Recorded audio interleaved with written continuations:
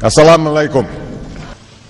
Many other Americans have Muslims in their families or have lived in a Muslim majority country. I know because I am one of them. But my father came from a Kenyan family that includes generations of Muslims. As a boy, I spent several years in Indonesia and heard the call of the azan at the break of dawn. I have known Islam on 3 continents before coming to the region where it was first revealed. That experience guides my conviction. You're absolutely right that John McCain has not talked about my Muslim faith.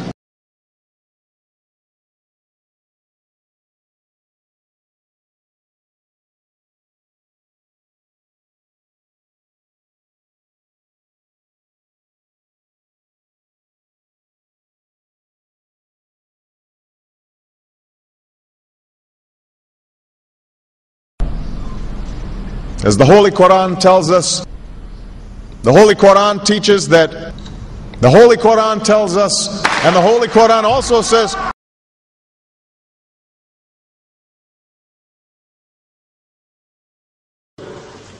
we will convey our deep appreciation for the Islamic faith, which has done so much over the centuries to shape the world.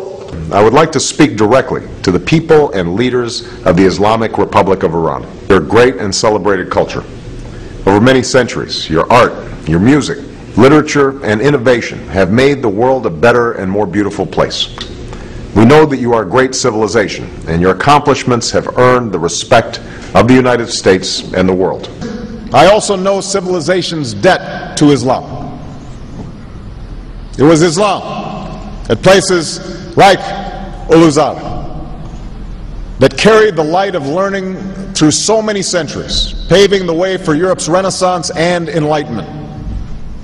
It was innovation in Muslim communities that developed the order of algebra, our magnetic compass and tools of navigation, our mastery of pens and printing, our understanding of how disease spreads and how it can be healed. Islamic culture has given us majestic arches and soaring spires, timeless poetry and cherished music, elegant calligraphy, and places of peaceful contemplation. They have fought in our wars, they have served in our government, they have stood for civil rights, they have started businesses, they have taught at our universities, they've excelled in our sports arenas, they've won Nobel Prizes, built our tallest building, and lit the Olympic torch.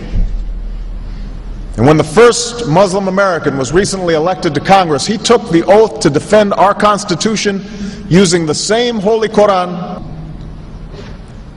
In ancient times and in our times, Muslim communities have been at the forefront of innovation and education.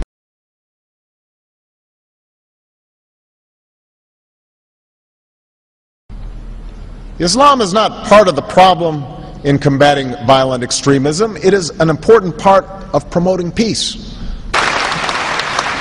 The enduring faith of over 1 billion people is so much bigger than the narrow hatred of a few. In the United States, rules on charitable giving have made it harder for Muslims to fulfill their religious obligation. That's why I'm committed to working with American Muslims to ensure that they can fulfill zakat. It is important for Western countries to avoid impeding Muslim citizens from practicing religion as they see fit. And I consider it part of my responsibility as President of the United States to fight against negative stereotypes of Islam wherever they appear.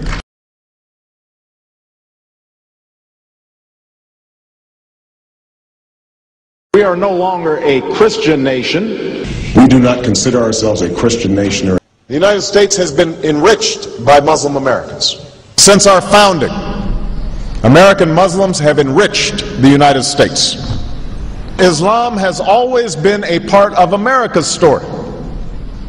There is a mosque in every state in our union and over 1,200 mosques within our borders. One of the points I want to make is that if you actually took the number of Muslims Americans, we'd be one of the largest Muslim countries in the world. Let there be no doubt, Islam is a part of America.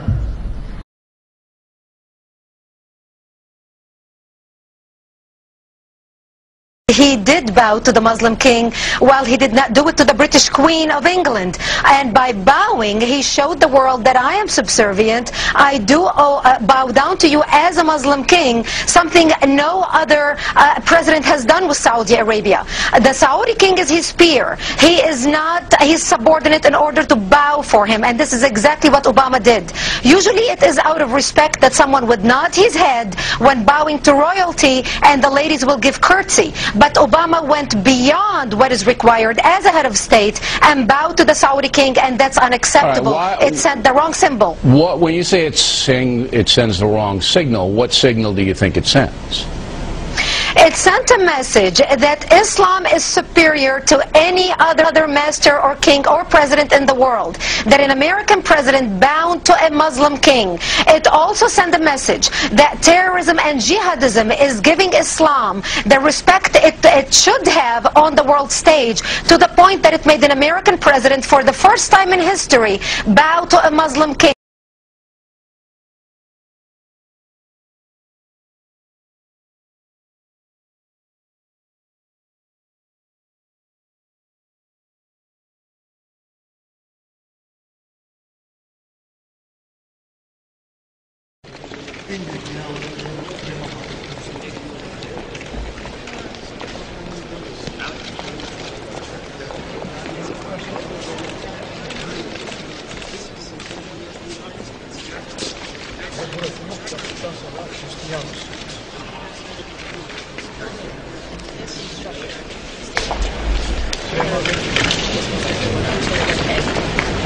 And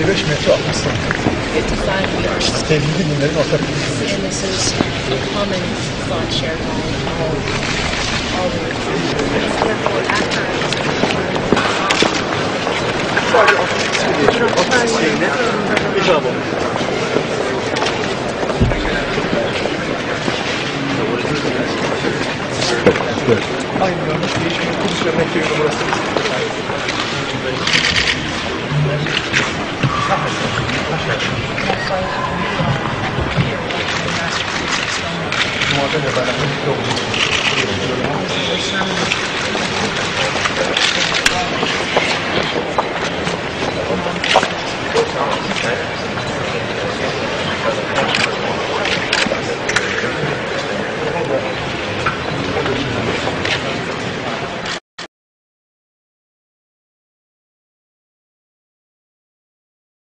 Presidential candidate Barack Obama is trying to change political fashion. He gave a speech in Iowa City today, and he wasn't wearing an American flag pin. Those pins have become synonymous with politicians since 9/11. Obama says he doesn't like how the pin has come to represent patriotism in America.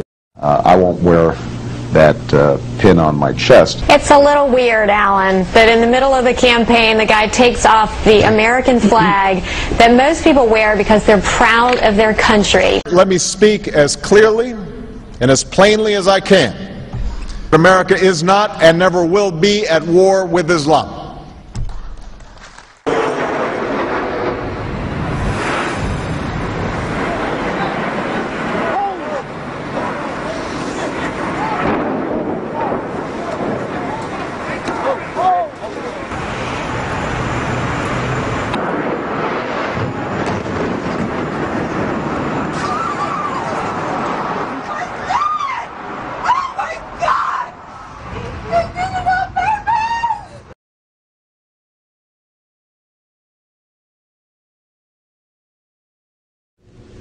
Thank you. And Eid Shoma Mubarak.